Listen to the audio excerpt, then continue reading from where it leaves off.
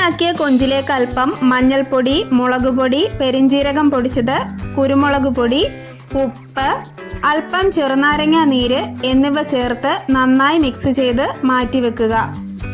15 മിനിറ്റിന് ശേഷം കൊഞ്ച് നന്നായി വറുത്തെടുക്കാം. അതിനുശേഷം ചൂടായ ചട്ടിയിൽ എണ്ണയൊഴിച്ച് കടുകിട്ട് പൊട്ടിയ ശേഷം ഇഞ്ചി വെളുത്തുള്ളി അരിഞ്ഞതും പച്ചമുളകും ഇട്ട് മൂപ്പിച്ച ശേഷം അരിഞ്ഞു വെച്ച കൊച്ചുള്ളി ഇട്ട് ഇളക്കി വഴറ്റിയെടുക്കുക. ഇതിലേക്ക് തക്കാളി അരിഞ്ഞതും കറിവേപ്പിലയും കൂടി ഇട്ട് വഴറ്റി നന്നായി മൂപ്പിച്ചെടുക്കുക.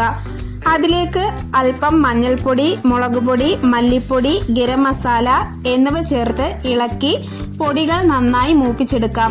ഇനി അതിലേക്ക് ഫ്രൈ ചെയ്ത കൊഞ്ചും കൂടി ഇട്ട് നന്നായി മിക്സ് ചെയ്യുക.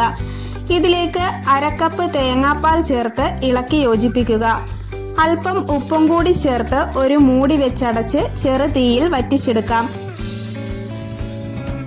ഈ പരുവമാവുമ്പോൾ അല്പം കുരുമുളക് പൊടിയും പെരിഞ്ജീരകം പൊടിയും ചേർത്ത് ഇളക്കി മിക്സാക്കുക.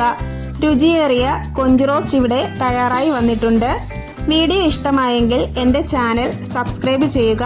കൂടാതെ ബെല്ലൈക്കൺ പ്രസ് ചെയ്യാൻ മറക്കരുതേ.